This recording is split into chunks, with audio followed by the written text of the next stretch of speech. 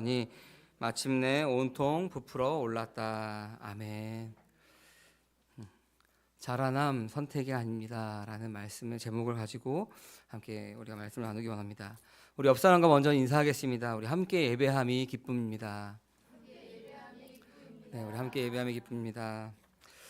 오늘 말씀을 우리가 저는 1절부터 21절까지로 생각했는데 너무 길어서 그냥 10절부터 21절까지만 읽었습니다. 이 부분을 미리 말씀드리지만 세 부분으로 나눴습니다. 1절부터 21절까지 세 부분으로 나눠서 자라나는 것이 무엇인가에 대한 좀 말씀이 묵상이 되었습니다. 각각의 이야기가 있지만 각각의 이야기를 묵상하면서 우리가 태어나고 자라고 성숙해 가는 과정이 무엇인가를 이 말씀을 통해서 좀 이렇게 묵상이 되었습니다. 그래서 그것을 이 시간 함께 나누고자 합니다. 여러분 이렇게 한번 상상해 보십시오. 여러분 집에 그동안 갖고 싶었던 벽시계가 구매를 하였습니다. 벽시계를 샀습니다. 뭐 상상하는 거죠. 너무 멋있는 벽시계를 샀는데 이 벽시계를 볼 때마다 기분이 좋고 시간도 너무 잘 맞는 벽시계가 있었습니다. 정확한 시간을 알려줍니다. 그런데 이게 시간이 지나면서 점점 느려지더니 결국에는 멈춰버렸습니다. 시계는 여전히 그 벽에 자리를 차지하고 있습니다. 이것이 뭐 10년 되었던 20년 되었던 30년 되었던 시계는 그 자리를 차지하지만 움직이지 않는다면, 시간이 맞지 않는다면은 여러분 그것은 시계로서 그 정확한 역할을 하지 못하는 것입니다. 이 시계가 너무 아까우니까 내가 1분이 지날 때마다 같이 내 손가락으로 1분 돌려야지라고 한다면은 여러분 아무 일도 못하겠죠. 그냥 시계만 계속 맞추면서 돌리고 있는 거겠죠. 우리가 신앙을 가지고 있다라고 생각하면서, 우리가 믿음을 가지고 있다라고 생각하면서 멈춰 있다면은, 더 이상 자라지 않는다면은 그것은 문제가 있는 것입니다. 우리 어저께 남전도의 모임을 어저께 가졌습니다. 남전도의 모임 때 저도 초대되어서 그곳에 갔는데 맛있는 음식도 먹고 우리가 그 게임도 하면서 즐겁게 지냈습니다. 근데 권사님께서 이제 음식을 준비하기 전에 갑자기 모자를, 어디서 그런 많은 모자가 나왔는지 모르겠는데 모자를 이만큼 갖고 오셔가지고 한 명씩 쓰게 하였습니다. 왜냐면 햇빛이 너무 뜨거워서. 근데 그 모자를 쓰면서 무슨 생각이 들었냐면은 우리가 얼마 전까지만 해도 추워서 햇빛을 찾아서 햇빛 있는 데 가서 앉았잖아요. 햇빛 있는 데를 찾아서 돌아다녔는데 불과 며칠 사이에 햇빛을 피해서 그늘로 또 모자를 쓰면서 피하는 모습을 보면서 벌써 계절이 이렇게 변하였구나. 우리가 지난 주만 해도 히터를 틀었는데 이번 주는 아무것도 틀지 않았습니다. 아마 다음 주에는 에어컨을 틀어야 될지도 모르겠습니다. 계절이 변화되는 것을 우리가 몸으로 느낍니다. 이제 곧 있으면은 교회 뒤편에 있는 만세천에도 벚꽃이 만개할 거고, 우리가 부활절날 또 계란을 들고 사람들에게 예수님의 부활을 알리는 일들도 할 것입니다. 겨울에는 모든 것이 죽어 있는 것 같고 잠들어 있는 것처럼 보이지만 생명이 있는 것은 시간이 지나면은 결국 변화하는 것입니다. 생명이 있는 것은 변화합니다. 우리가 오늘 말씀의 표현을 좀 빌리면은 생명에 있는 것은 자라납니다. 선택하는 것이 아니죠. 생명이 있다면 자라나게 되어 있는 겁니다. 조금씩 그 각자의 시간에 맞춰서 자라나는 것입니다. 그럼 여러분 자라지 않는다면은 그것은 생명이 있는 것일까요, 없는 것일까요? 자라지 않는다면은 생명이 없는 것입니다. 같은 씨앗을 심었어도, 같은 환경을 주었어도, 같이 똑같이 정성을 다해서 돌봤어도 생명이 있는 것은 자라나는 것이고 생명이 없는 것은 그대로 거기에 죽어 있는 것입니다. 우리 안에 여러분 예수의 생명이 있습니까?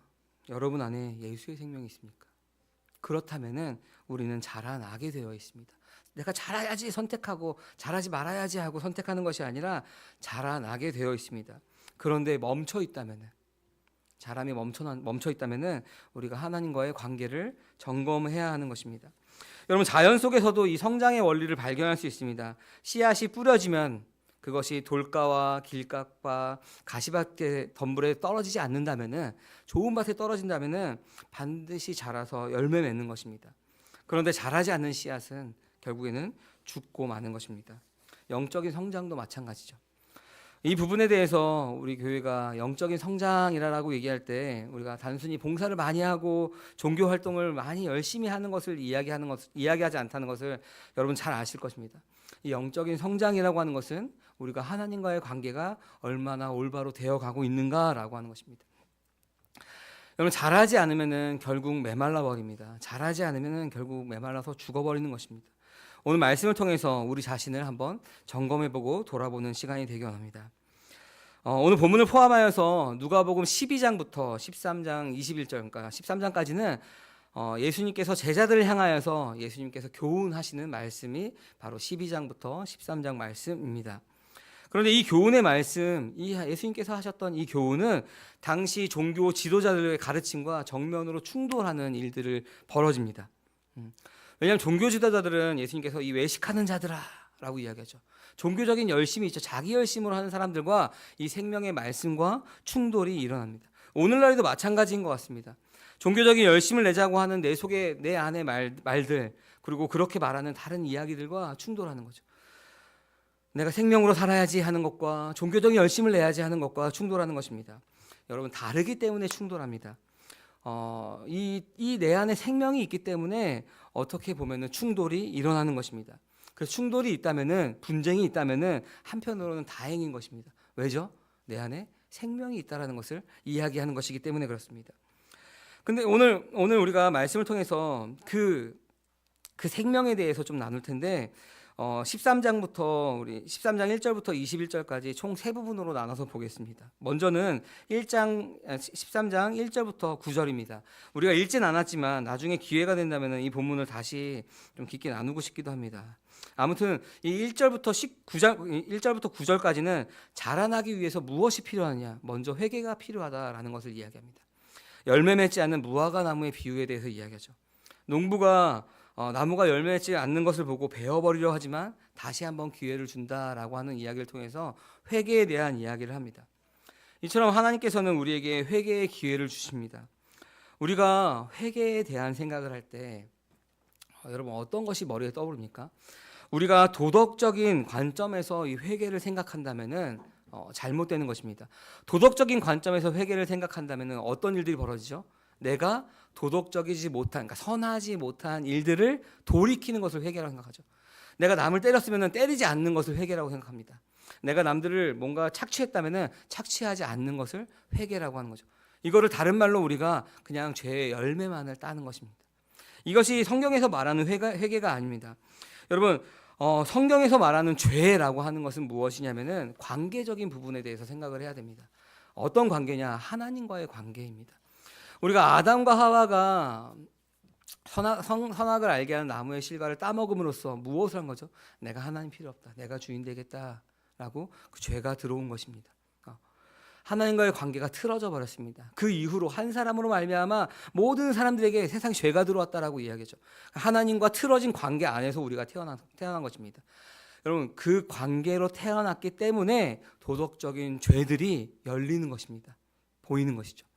그럼 도덕적인 죄를 통하여서 우리는 내가 하나님과의 관계가 잘못되었구나라는 내 모습을 깨달아야 하는 것입니다. 여러분, 그러면 하나님과의 관계에서 틀어진 것에서 돌아오는 것, 돌이키는 것, 하나님께로 돌이키는 것을 우리가 회개라고 하는 것입니다.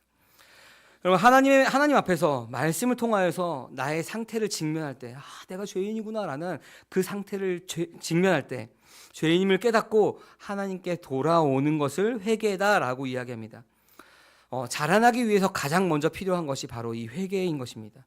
회개하면 우리가 무엇이 우리 안에 들어오죠? 예수의 생명, 그러니까 아들의 생명이 들어옵니다. 여러분, 생명이 있어야 자라나는 거죠. 생명이 없으면 그냥 죽어 있는 것입니다. 그래서 우리가 자라나기 위해서 가장 먼저 필요한 것은 이 회개인 것입니다. 다른 말로는 우리가 영생이라고 이야기하기도 하고 거듭났다라고 이야기도 합니다. 그러면 우리가 자라날 준비가 이제 시작이 된 것입니다. 여러분, 생명 없는 열심은 자기 열심입니다. 생명 없는 열심은 그냥 종교 생활일 뿐입니다. 맞지 않은 시계를 열심히 맞추려고 자기가 시계를 돌리는 것입니다. 가만히 냅두면 하루에 2번은 어떻게든 맞는데 이것을 맞추려고 열심히 분과 초를 돌립니다. 시간에 맞춰서. 여러분, 얼마나 이것이 힘들까요? 열심히 돌리면은 그 수고하고 무거운 짐, 내가 주인된 자로서 이 시계를 맞추려고 열심히 하는 모습이 생명 없는 자의 모습인 것입니다. 여러분, 우리가 자라남은 회개가 먼저 시작입니다. 생명이 우리 안에 들어오기 때문입니다. 두 번째는 생명이 들어왔다면은 이제 그 자라나는 과정, 성장 과정이 필요합니다. 그 성장 과정에는 우리가 만만치 않은 일들이 벌어지죠. 우리 아이들 보면은 넘어지고 깨지고 뭐 다치고 이런 일들이 벌어지는 것처럼 세상 풍파 모진 고통이 우리 가운데 있습니다. 그러나 그 모든 것들 가운데 우리를 자라나게 하는 것입니다. 오늘 읽은 본문 말씀이죠. 10절에서 예수님께서는 회당에서 가르치고 계시다라고 이야기합니다. 그때 이제 18년 된 병마에 시달리고 있는 여자가 등장을 합니다. 그 여자의 상태가 여러분 어떻다고 이야기가 나옵니까? 허리가 굽어 있다. 몸을 조금도 필 수 없는 상태다라고 이야기하죠.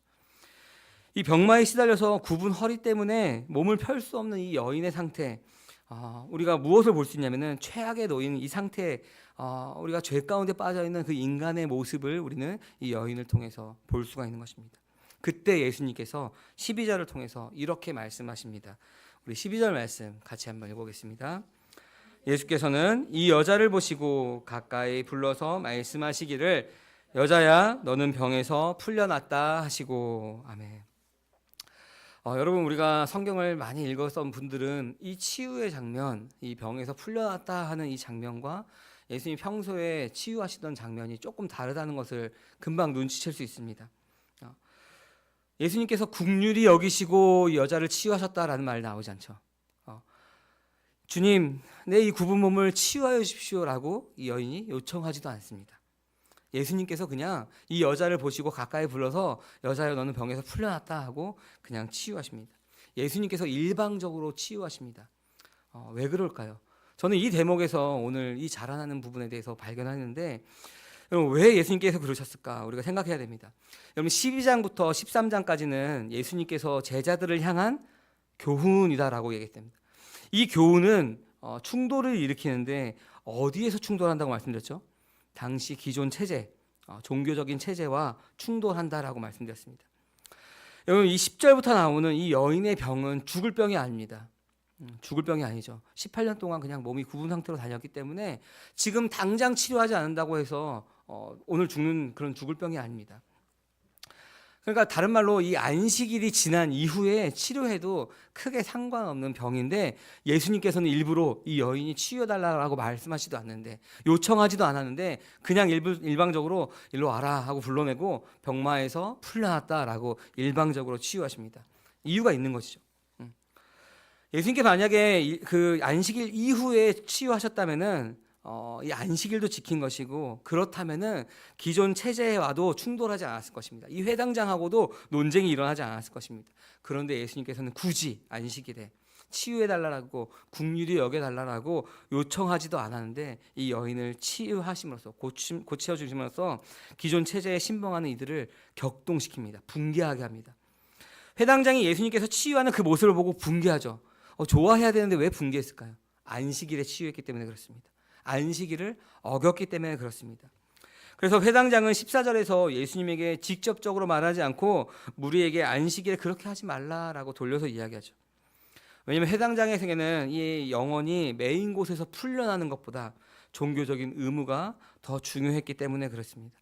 근데 그렇게 배워왔고 그렇게 살아왔으니 어떻게 보면은 그렇게 생각하는 것이 당연할 수도 있습니다. 여러분 우리도 마찬가지죠. 우리도 그냥 아무 생각 없이 그냥 그렇게 하라고 하니까 그렇게 하는 것이지라고 그렇게 종교 생활을 해온다면은 그냥 그렇게 살아가는 것입니다. 여러분 유대인들은 10살 무렵부터 성경 이외에 미시나라고 하는 책도 공부를 합니다. 이 미시나 우리가 장로대 전통이라고 부르는데 이 미시나라고 하는 책에 안식일에는 죽을 병을 제외하고는 고치는 것을 금한다라고 했기 때문에 이 회당장은 왜 안식일에 죽을 병이 아닌 저 여인을 치유하는 것일까라고 붕괴하는 것입니다. 그리고 예수님께서는 회당장에게 15절과 16절 말씀을 통해서 이렇게 말씀하십니다. 우리 같이 한번 읽어보겠습니다. 주님께서 그에게 대답하셨다. 너희 위선자들아 너희는 저마다 안식일에도 소와 나귀를 외양간에서 풀어내어 끌고 나가서 물을 먹이지 않느냐. 그렇다면 아브라함의 딸인 이 여자가 열려해 동안이나 사단에게 매여 있었으니 안식일이라도 이 매임을 풀어주어야 하지 않겠느냐. 아멘. 이 말씀을 이해하기 위해서 아까 좀 배경이 필요한데 미시나라는 이야기를 했습니다. 이 미시나는 유대인들이 굉장히 중요하게 생각하는 문서입니다. 성경만큼이나 중요하게 생각하죠. 탈무드의 기초가 되는 문서가 이 미시나입니다. 아까 미시나에는 죽을 병이 아니고서는 안식일에 치유하지 말아라라는 이야기가 있었던 것처럼 또 하나 다른 이야기가 있는데 뭐냐면은 예수님께서 그것을 비유해서 이야기하는데 이 미시나 책에 보면은 짐을 실지 않은 짐승들은 안식일에 밖에 끌고 나가서 물이나 음식을 먹게끔 할 수가 있었습니다. 이게 왜 그 책에 나와 있냐면은 만약에 이 소나 나귀가 짐이 실려 있다면 끌고 나가면 뭐 하는 거죠? 일을 하는 거죠. 그러면 일을 하면은 안식일을 범한 거기 때문에 이 미시나에서 그 소나 나귀가 짐을 실지 않고 있다면은 끌고 나가서 풀어 주어서, 그러니까 우리가 끌고 나간다고 하는데 풀어 주어서 먹일 수가 있는 것입니다. 생명을 유지하기 위해 물과 풀을 먹게 할 수가 있는 것입니다. 예수님께서 그 배경 가운데 이 15절에서 이야기하는 것입니다. 여러분 이 풀려나다, 풀어주다라고 하는 단어가 우리가 류요라고 하는 단어입니다. 근데 이 단어가 12절에서 병마에서 풀려났다라고 하는 단어를 쓸 때 이 풀려났다라고 하는 단어를 쓰고, 그다음에 이 15절, 16절에서 소도 매임에서 풀어주었다라고 하는 단어와 16절에서 사단에게 매여 있으나 안식일이라도 이 매임이 풀어줘야 하지 않겠느냐라고는 이 풀어주다라고 하는 단어를 같은 단어를 사용하고 있습니다. 그러니까 이 여인이 병에서 풀려나는 것이 사단에게 매여 있는 이 매임이 풀어지는 것, 그것이 바로 이 생명을 살리는 것인데 너희들이 이 동물들을 생명을 유지하기 위해서 풀어주어 물과 풀을 먹게 하는 거와 같은 것이다. 왜 너희들은 이것을 반대하느냐라는 이야기들을 콕 집어서 이야기하는 것입니다. 예수님께서 이 여인을 그 다음에 이렇게 부르십니다. 아브라함의 딸, 아브라함의 딸. 여러분 아브라함의 딸이라는 표현을 성경 여러 군데를 찾아보면은 어디에 나오냐면은 이 누가복음 13장 16절 단 한 구절에서만 나옵니다. 아브라함의 딸이라고 굳이 표현합니다. 아브라함의 자녀라고 표현하지 않고 이 여인을 특정해서 아브라함의 딸이라고 이야기합니다. 이 병마에 든 이 여인은 이 유대인들이 볼 때에는 아브라함의 딸이 될 수가 없습니다. 그러니까 이 18년 동안이나 이 매여 있던 속박에서 풀려나는 것, 이것이 그들에게 불편한 일인 것이죠. 그런데 예수님께서는 이 여인에게 아브라함의 딸이라고 지칭하시면서, 그러니 아브라함의 딸인 이 여인이 18해 동안 매인 속박에서 풀려나는 것이 당연하다라고 이야기합니다. 여러분 한 가지 더 생각해야 되는 것이, 우리가 이제 누가복음 6장에서 예수님께서 안식일의 주인에 대한 논쟁을 벌입니다. 거기에 결론이 무엇이죠? 안식일의 주인이 누구라고 얘기하죠? 바로 예수님이심을 이야기하죠. 안식일의 주인이 예수님임을 선언하십니다. 인자이심을 얘기하죠. 그러니 18년 동안 병마에 시달린 이 여인에게 진정한 안식은 무엇이냐면 병마에서 노임을 받는 것입니다. 사단에게 매임이 풀어지는 것입니다. 이 말씀을 하시니 반대하던 모든 사람이 부끄러워했습니다. 그 말뜻을 이해한 거죠. 그리고 그리고 예수님을 따랐던 무리들은 예수님이 하신 모든 영광스러운 일을 두고 기뻐하였습니다. 여러분 우리가 자라남에 대한 이야기를 하면서 이 구절을 좀 살펴봤는데, 자라나기 위해서는 뭐가 필요하다고 그랬죠? 처음에 회개, 우리가 생명이 들어오는 것이 처음에 필요하고, 두 번째는 이 여인의 치유의 모습을 보면서 생명과 종교, 생명과 세상, 이것이 분쟁이 있는 것을 알게 됩니다. 성장 과정이 있는 것이죠. 우리가 여러분 예수님을 믿는다라고 할 때 예수를 믿으면 모든 것이 다 잘 됩니다, 잘 풀립니다 라고 우리가 얘기하는 사람들이 있습니다. 그 말은 반은 맞고 반은 틀린 것이죠. 누구의 기준에서 잘 되는 것이냐, 사람의 기준에서 잘 되는 것이면 틀린 말입니다. 그러나 왜냐하면 여전히 주체가 나이기 때문에 그렇습니다. 나를 중심으로 내가 주인 되어서 나를 중심으로 내가 잘 되는 것이 바로 하나님의 뜻이다라고 생각하는 것, 그것은 잘못된 것입니다. 하나님을 이용하는 것이죠. 종교 생활입니다. 그것은 기독교가 아니어도 다른 여러 종교들에서 그렇게 하죠. 내가 잘 되는 나, 열심히 이렇게 빌면서 내가 어떻게 하면 잘 먹고 잘 살까를 빕니다. 다른 종교에서도 똑같이 그렇게 합니다. 그러나 그 종교 안에는, 다른 종교들 안에는 생명이 없습니다. 우리가 기독교도 그렇게 우리가 믿는다면은 그냥 종교로서 끝나는 것입니다. 생명이 없이 종교 생활만 하는 것입니다. 그러나 회개함으로 그 생명이 있는 자들은 세상의 가치관에 따라 살지 않습니다. 생명을 따라 살아갑니다. 말씀을 따라 살아갑니다. 그러니 그 안에 분쟁이 생기는 것은 당연한 것입니다. 여러분, 우리가 1대1 양육 마치신 분들에게 제가 내 마음의 그리스도인의 집이라는 책을 선물로 드렸습니다. 그 책을 보면은 예수님께서 집에 처음에는 손님처럼 찾아오십니다. 근데 나중에는 이 열쇠를 받아가며 이 집의 주인으로서 주권을 내어주는 장면이 나옵니다. 우리가 회개하여서 아들의 생명을 가졌다라고 하여도, 우리가 거듭났다 하여도 우리는 여전히 안목의 정욕, 육체를 따라서 살고자 합니다. 여러분, 우리가 거듭났을 때 우리가 예수를 믿습니다 한 다음에 바로 우리가 완전하게 거룩하여져서 모든 유혹에서 벗어나고 온전하여진 사람으로 살아가는 사람이 있습니까? 아무도 없죠. 거듭났지만 우리가 여전히 세상 가운데 나의 육체의 정욕과 안목의 정욕 가지고 싸움을 살아갑니다. 충돌이 일어나는 거죠. 내 안에 말씀이 있으니 그렇게 살면 안 되는 것을 알지만 여전히 나의 속사람이 그리스도와 함께 죽었다라고 우리가 고백하지만 여전히 나는 그 내 욕심 따라 살고자 하는 내 마음이 안에서 충돌합니다. 계속 충돌하죠. 여러분, 우리가 세상 따라 살 때는, 거듭나기 이전에는 양심의 거리낌이 없었습니다. 세상에 그냥 순리대로 살아가면 됩니다. 세상에서 원하는 대로 살아가면 됩니다. 그러나 믿음 후에는, 우리의 안에 그 아들의 생명이 들어온 이후에는 우리가 그렇지 않죠. 양심의 가책도 느끼고 우리가 죄를 지을 때 성령의 근심함도 느낍니다. 함께하는 교회 성도 여러분, 우리가 그렇다면은 여러분 잘 가고 있는 것입니다. 어떻게 그렇게 공감하지 못하고 잘 가고 있다고 얘기하십니까? 저도 그 과정을 거치고 있고 여러분 그 과정을 거치는 것이 내 안에 생명이 있다라는 다른 이야기인 것입니다. 그런데 여러분, 그런 것이 없다면은 내 안에 성령이 계신지 아닌지, 우리가 내 안에 생명이 있는지 없는지 점검해야 하는 겁니다. 저는 이 부분을 생각할 때 성경 말씀에서 출애굽한 이스라엘 백성들을 생각하곤 합니다. 여러분, 여호수아 다 모든 것을 이야기할 수 없지만 여호수아와 갈렙은 정탐꾼의 일을 할 때 무엇을 했죠? 저 땅이 하나님께서 우리에게 주신 땅이다. 자신만만해했죠. 나머지 10명의 정탐꾼들은 어땠죠? 우리는 메뚜기와 같아서 안 됩니다. 근데 여러분 잘 생각해보면은 여호수아와 갈렙만 하나님이 인도하셨나요? 10명의 정탐꾼들도 하나님이 인도하셨죠. 온 이스라엘 백성들을 애굽에서 10가지 재앙을 통해서 출애굽하게 하시고 홍해를 건너게 하시고 광야를 지나게 하셨습니다. 같이 하나님의 역사를 같이 경험하였는데 이 두 명의 여호수아와 갈렙의 두 명의 정탐꾼은 하나님께서 저 가나안 땅을 우리에게 주셨다라고 이야기하지만 나머지 10명의 정탐꾼들은 뭘 보죠? 그 세상을 보는 거죠. 우리는 메뚜기와 같습니다. 위축되는 거죠. 여러분, 이스라엘 백성들은 어땠나요? 출애굽하여 홍해를 건넜습니다. 광야를 지나면서 하나님 구름 기둥과 불 기둥으로 인도하십니다. 만나와 메추리를 매일 아침마다 먹여주시죠. 신발도 헤이지 않는 그런 놀라운 일들을 그들은 겪고 있습니다. 그 광야길을 계속 걷는데 신발이 헤이지 않고 옷도 헤이지 않아요. 그런 일들을 겪는데도, 하나님을 경험하는데도 그들은 어떻게 하죠? 매사에 불만불평입니다. 무슨 일만 터지면은 왜 우리를 애굽에서 이끌어내어서 이 광야에서 죽게 하느냐, 원망하죠. 불평하죠. 그들은 뭐 중간에서 툭 떨어져서 광야에서 나왔습니까?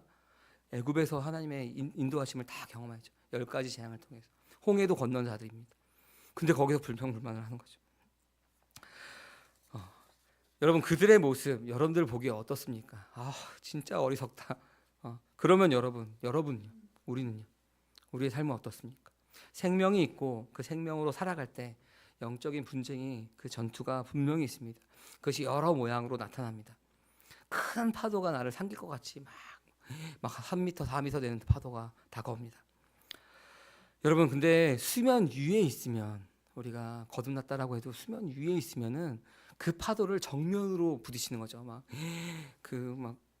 배에서 붙잡을 수 있는 건 다 붙잡고 3m 위로 올라갔다가 푹 떨어졌다가 예수님 주무시지 말고 좀 일어나서 이 파도를 좀 어떻게 해보세요 막 하는 것처럼 그 파도를 정면으로 부딪힙니다. 그런데 우리가 수면 깊은 곳에 있으면 우리의 모습은 어떤가요? 파도는 분명히 일어나지만 우리는 그 깊은 바다 안에서 잠잠하게 넘어가는 겁니다. 여러분, 깨닫게 바랍니다. 우리가 그리스도 안에 있으면 파도가 치지만, 폭풍우가 치지만 우리는 잠잠하게 넘어갈 수 있는 겁니다. 없다라고 하는 것이 아닙니다. 잠잠하게 넘어가는 것입니다. 여러분, 무슨 말을 하는지 여러분 다 아실 것이라고 생각합니다. 여러분, 연초에 우리가 이런 인사를 하죠. 무슨 인사인지 기억나십니까? 우리 교회는 이렇게 인사합니다. 예수 그리스도 통하여 이미 얻은 복을 더 풍성하게 누리는 한 해가 되길 바랍니다. 그렇게 우리가 인사를 하죠.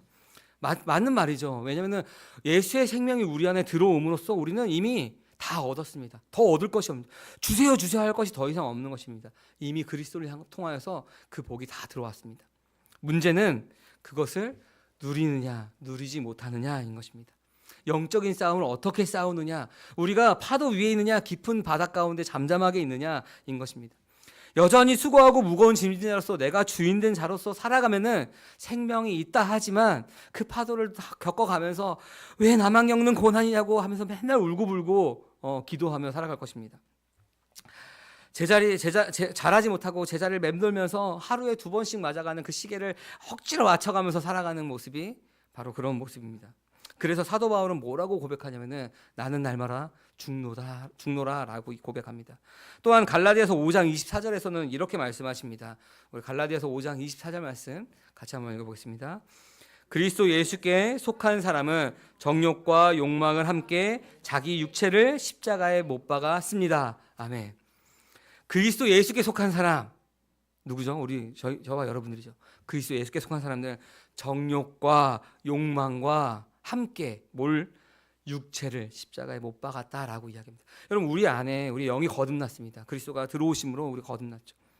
그럼 우리는 무엇이 생기냐면은 이 육체를 이 영이 지배하여서 그리스도의 사람으로서 살아가느냐, 아니면 그냥 계속 옛날에 그 욕망과 자기 그 정욕을 따라 살아가느냐에 다른 것입니다. 계속 그 싸움이 일어나는 것이죠. 이 정욕과 욕망이 지배하면은 육체가 정욕과 욕망대로 살아가는 것이고, 말씀이 지배하면 말씀을 따라 살아가는 것입니다. 여러분 그래서 우리가 그렇게 고백하는 거죠. 그리스도 예수께 속한 나는 정욕과 욕망과 함께 자기 육체를 십자가에 못 박았느니라 라고 고백하면서 살아갑니다. 나는 날마다 죽노라 라고 고백하면서 우리의 삶이 성화되어 가는 삶을 살아가는 것입니다. 이것이 회개하여 생명이 들어온 사람들의 삶이 살아가는 겁니다. 예수님께서 일부러 소란을 일으키시죠. 분쟁을 일으키시죠. 그 가운데서 그들 가운데 깨달음을 주시는 것입니다. 세 번째는 18절부터 21절 말씀입니다. 겨자씨와 누룩의 비유입니다. 하나님 나라는 무엇과 같은가, 그것을 어디에 비길까라고 하면서 겨자씨와 누룩에 대해서 비유로 말씀하십니다. 여러분 겨자씨는 가장 작은 씨다라고 이야기합니다. 저희 집에 가면은 그 책갈피에 겨자씨를 넣어서 코팅한 책꽂이가 있습니다. 책갈피가 있습니다. 네. 근데 그 책갈피 안에 겨자씨를 보면은 정말 처음 봤습니다. 요만한 게 있습니다. 요만한 씨가 있는데 그것이 자라면은 한 1.7m에서 2.7m 정도까지 자란다라고 합니다. 하나님 나라는 이 매우 작은 씨가 심겨져서 자라는 것과 같다라고 이야기합니다. 반드시 성장하는 것이죠. 이 겨자씨 안에 생명이 있다면 반드시 자라는 것입니다. 또한 하나님 나라는 누룩으로 비유가 됩니다. 누룩은 빵을 굽기 위해서 반죽을 부풀게 하는 효소인 것이죠. 우리 21절 말씀만 우리 같이 한번 읽어볼까요? 그것은 누룩의 다음의 경우와 같다. 어떤 여자가 누룩을 섞어 넣었더니 마침내 온통 부풀어 올랐다. 아멘. 누룩이 어떻게 부푸는지 우리는 자세히 알 수 없죠. 그냥 그 누룩이 그 밀가루를 부풀게 하는구나, 어떤 작용을 하는구나만 알지만 우리가 그것을 자세히 알 수 없습니다. 하지만 아주 작은 누룩이라 할지라도 그 밀가루를 부풀게 하는 것입니다. 가루 서말 속에 섞었다라고 하는 이 섞는다라고 하는 단어가 쿠르포라고 합니다. 헬라어로 감추다라고 우리가 번역하기도 합니다. 이 밀가루 서말 안에, 가루 서말 안에 그 누룩을 감추어 놨습니다. 복음이 감추어진 것처럼 감추어 놨습니다. 이 감추어진 복음이 강한 영향력을 가지고 있습니다. 이 서말을 부풀어 오르게 해서 많은 사람이 먹을 수 있는 생명의 양식이 되는 것입니다. 하나님 나라는 겨자씨와 같습니다. 누룩과 같습니다. 반드시 변화가 있고 성장을 하는 것입니다. 영향력이 있는 것입니다. 물이 바다 덮음 같이 하나님의 영광이 온 땅을, 세상을 덮는 것 같은 그런 일들이 그 가장 작은 겨자씨와 누룩 가운데 있는 것입니다. 여러분 우리에게 그 변화가 있습니까? 우리의 삶에 그 변화가 있습니까? 이 변화, 이 자라남은 오늘 말씀의 제목처럼 선택이 아니라 선택이 아닌 것입니다. 자연스러운 것입니다. 자라나야 하는 것입니다. 그것은 느릴지라도 생명이 있는 것은 그 시간에 맞춰서 자라나는 것입니다. 그럼 우리가 한 가지 더 봐야 되는 것은 최초의 누룩, 최초의 겨자씨는 바로 예수 그리스도를 의미합니다. 예수님으로부터 하나님 나라가 시작되었습니다. 그리고 예수 그리스도를 통해서 열방이 하나님께로 돌아오게 됩니다. 우리도 그 안에 돌아온 자들 중에 한 사람이죠. 겨자씨가 자라 나무가 되었을 때 공중의 새들이 믿지 않은 자들이 온 것처럼 그 가지에 깃드는 것입니다. 작은 누룩이 빵이 되어 사람이 먹는 그 양식이 되는 것입니다. 생명의 떡이 되는, 빵이 되는 것이죠. 함께하는 교회 성도 여러분, 우리의 모습은 어떻습니까? 오래 멈춰버린 시계와 같지 않으신가요? 오늘 말씀 가운데 여러분 한 사람 한 사람 가운데 각자 하시는 깨달음이 있을 것입니다. 누구는 종교적인 열심으로 살아왔고 누구는 하나님 없다 살아왔을 것입니다. 이제 우리가 그 말씀 안에 우리의 존재를 깨달음으로 우리가 회개함으로 그 겨자씨와 같은 그 누룩과 같은 생명이 우리 안에 심겨졌습니다. 이 생명은 오랜 시간이 지난 지금 혹은 앞으로 여러분들이 여러 영적 싸움과 고난과 역경을 통하여서 우리가 성장하는 것입니다. 한 계단 한 계단 올라가는 것이죠. 우리 삶 가운데 실체화되는 것입니다. 아, 그렇구나 하고 말씀을 외우고 아는 것으로 끝나는 것이 아니라 이 말씀이 경험되어지는 것입니다. 그래서 이 겨자씨가 나무가 되어서 새들이 깃드는 것처럼 누룩이 가루 섬 안에 섞였을 때 그 안에 숨겨졌을 때 온통 부풀어지는 것처럼 그 말씀이 우리 가운데 실체화돼서 우리가 그 풍성함을 누리게 되는 것입니다. 여러분, 생명이 있다면 자라나는 것은 당연한 것입니다. 선택하는 것이 아니죠. 내가 생명이 있지만 내가 안 자랄 거야 결단하고 내가 쿡 잡는 게 아니라 생명이 있다면 이것은 자연스럽게 자라게 되어 있습니다. 말씀이 가까이 하여 여러분 이 생명을 자라게 하십시오. 자라게 할까 말까 선택의 문제가 아닙니다. 생명을 가졌다면 자라는 것은 당연한 것입니다. 자연스러운 것입니다. 더 나아가 이 생명을 가지고 자라나는 자들은 또 다른 겨자씨로 또 다른 누룩으로 되는 것입니다. 각자가 있는 그곳에서 누룩으로서 겨자씨로서 복음을 전합니다. 말로써 행동으로서 삶으로써 복음을 전하며 그들에게 생명의 빡이 되고 그들이 와서 쉴 수 있는 큰 나무가 되는 것입니다. 여러분, 겨자씨와 누룩은 아주 작고 보잘것없어 보이지만 새들이 와서 쉬고 온통 부풀어오는 풍성함이 그 안에 있습니다. 생명이란 그런 것입니다. 날로 성장하며 확장하는 것입니다. 그럼 오늘 말씀을 기억하기 바랍니다. 우리 안에 예수의 생명이 있는지를 여러분 돌아보기 바랍니다. 그리고 하나님의 관계 안에서 끊임없이 자라나며 열매 맺는 삶을 살아가기를 소망합니다. 생명이 있는 것은 반드시 자라게 되는 것입니다. 생명이 있는 것은 그런 것입니다. 함께하는 교회 성도 여러분, 예수 안에서 계속해서 자라나기를 주님의 이름으로 간절히 소망합니다. 아멘. 이 시간 우리 들은 말씀을 기억하면서 함께 결단하며 기도하기 원합니다. 주님, 우리 안에 예수의 생명이 온전하게 자라날 수 있도록 도와주시옵소서. 우리 힘으로 여전히 맞지 않은 그 시계를 날마다 돌려가면서 수고하고 무거운 짐진 자로 살아가는 것이 아니라 하나님과 관계 안에서 생명이 있는 자로서 나의 주권을 내어드리며 그 신앙이 자라날 수 있도록 좀 도와주셔서 지금 겨자씨처럼 누룩처럼 우리 삶 가운데 하나님 나라가 확장되게 하여 주옵소서. 내가 종교적인 수고와 의무로서 살아가는 것이 아니라 내가 또 다른 겨자씨로서 또 다른 누룩으로서 살아가게 하여 주옵소서. 그 생명의 역사에 집중할 수 있도록 좀 도와주옵소서. 우리가 하나님의 삶에 하나님 나라의 도구가 될 수 있도록 그래서 주변 사람들 가운데 그리스도의 향기가 풍만할 수 있도록 우리 삶을 주장하여 주옵소서. 함께 기도하겠습니다. 사랑의 하나님 아버지, 감사합니다. 주님, 오늘 말씀하여 주시기 감사합니다. 이 말씀 안에 우리가 깨닫게 하여 주옵소서. 우리가 회개함으로 우리 안에 생명이 들어왔고 그 아들의 생명으로 우리가 살아갑니다. 주님, 그 아들의 생명을 얻은 것으로 만족하며 살아가지 않게 하시고 그 생명이 자라난 가운데